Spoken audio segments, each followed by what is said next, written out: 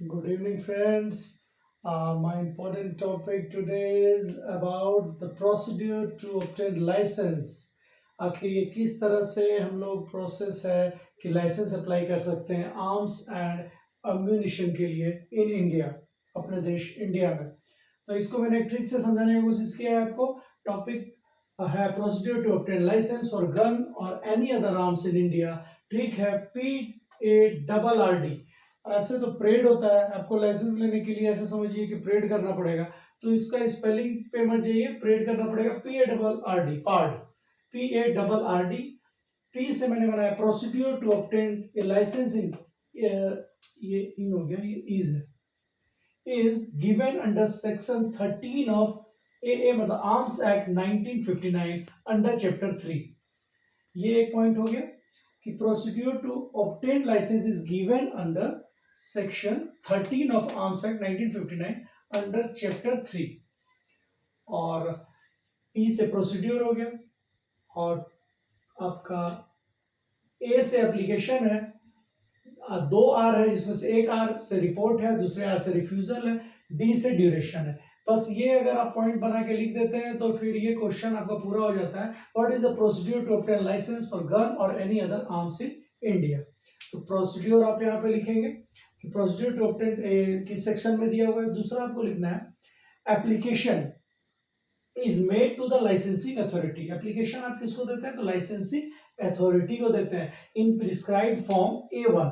ये कैसा फॉर्म में होता है, ये इसको बोलते हैं A1 फॉर्म। ड्यूली फिल्ड, खुद से भरा हुआ होना चाहिए, विद सच डॉक्यूमेंट। कौन से डॉक्यूमेंट, तो ये सच कौन कौन से डॉक्यूमेंट है, ये 5-6 डॉक्यूमेंट्स हैं, जिसमें एक पासपोर्ट साइज फोटोग्राफ आपको चाहिए, प्रूफ ऑफ एड्रेस चाहिए, proof of date of birth चाहिए जिसमें मेट्रिकुलेशन सर्टिफिकेट्स वगैरह आता है, identification mark as with Aadhaar card, PAN card, ETC। एक आइडेंटिफिकेशन मार्क जिसमें आधार कार्ड पैन कार्ड के साथ में आपको देना है, मेडिकल सर्टिफिकेट होना चाहिए। ये आपका एप्लीकेशन के साथ में ये डॉक्यूमेंट्स जरूरी है। ये हो गया दूसरा पॉइंट। PA, एक आर से report of the officer in charge. अब ये लाइसेंसिंग अथॉरिटी ऑफिसर इंचार्ज के रिपोर्ट का भी इंतजार करेगा of nearest police station regarding character and background within prescribe time.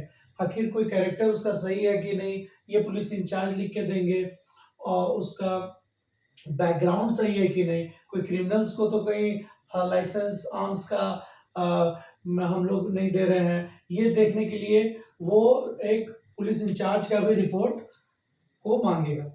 ये एक और वो भी विद इन प्रिस्क्राइब टाइम। ये आपको बहुत इंपॉर्टेंट है, प्रिस्क्राइब टाइम डालना है, क्योंकि अगर वो प्रिस्क्राइब टाइम में ऑफिसर इंचार्ज अगर वो रिपोर्ट नहीं देता है तो लाइसेंसिंग अथॉरिटी क्या करेगी कि उसको वो ऑथराइज्ड है किसी को भी आर्म्स का लाइसेंस देने के लिए। जरूरी नहीं है पुलिस अगर उस खास प्रिस्क्राइब टाइम में और लिख के देती है 15 दिन या 20 दिन में हमको देना है, अगर वो नहीं देता है तो फिर वो उसको प्रिस्क्राइब टाइम के अंदर अगर नहीं मिलने के बाद ऐसा नहीं है कि वो कैंसिल कर दे, उसके पास अथॉरिटी रहेगा कि वो ग्रांट करता है लाइसेंस या नहीं करता है। ये अथॉरिटी लाइसेंसिंग अथॉरिटी के पास है। एक केस लॉ है, Ganesh Chandra Bhatt versus district magistrate Almora and others, AIR 1983 Allahabad 291।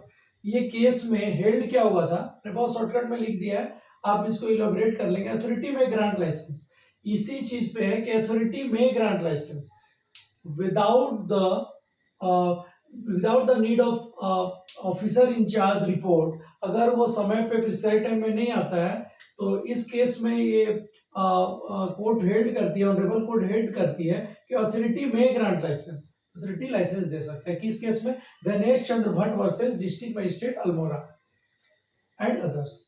अब 4 में है, एक आर से तो रिपोर्ट हो गया, दूसरे आर से रिफ्यूजल। आखिर रिफ्यूजल ऑफ लाइसेंस कैसे होता है, तो इसको जान लीजिए। Refusal of licence by licensing authority किस तरह से होता है, when anybody prohibited by any law for acquiring in position of arms and ammunition. आर्म्स रखने के लिए अगर वो किसी लॉ से प्रोहिबिटेड है तो उस व्यक्ति को नहीं मिलेगा। वो अनसाउंड है, वो अगर पागल है तो अनसाउंड है तो उसको नहीं मिलेगा। अनफिट फॉर लाइसेंस, लाइसेंस लेने के लिए सारा क्राइटेरिया पूरा नहीं कर रहा है, वो अनफिट है तो वो भी नहीं मिलेगा। Deems deems fit for piece and security etc. अगर लाइसेंस अथॉरिटी को लगता है डीम्स फिट, वो अपने डीम्स फिट वो इसके नियम में ये फिट बैठता है कि पीस एंड सिक्योरिटी के लिए उसे देना ठीक नहीं होगा, तो उसको भी वो रिफ्यूज कर देगा। ये 4 पॉइंट है आपका रिफ्यूजल ऑफ लाइसेंस के लिए। अब आप जाते हैं PARRD का ये डी। आखिर ये क्या है? ये है ड्यूरेशन ऑफ लाइसेंस। ड्यूरेशन, आखिर लाइसेंस का ड्यूरेशन कितना दिन होता है? आखिर ये क्या लाइफ टाइम होता है? तो नहीं, ये लाइफ टाइम नहीं होता है।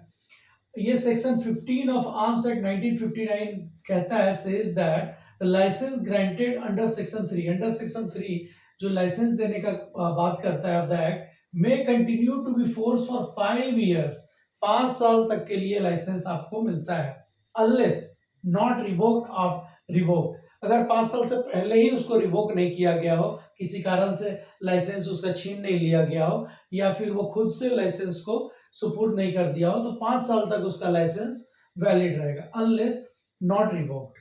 आफ्टर दैट, इसके बाद क्या होता है? Licence be renewed time to time when licensing authority give permission. Licensing authority से टाइम टू टाइम आपको परमिशन लेके अपने लाइसेंस को आगे बढ़ाते जाना है। तो फ्रेंड्स, इस तरह से बहुत ही इजी ट्रिक से आप एक बड़े क्वेश्चन को छोटे ट्रिक से आप समझ सकते हैं और इलेबोरेट करके अपने आंसर सीट में एक सुंदर आंसर लिख सकते हैं और अच्छा मार्क्स पा सकते हैं।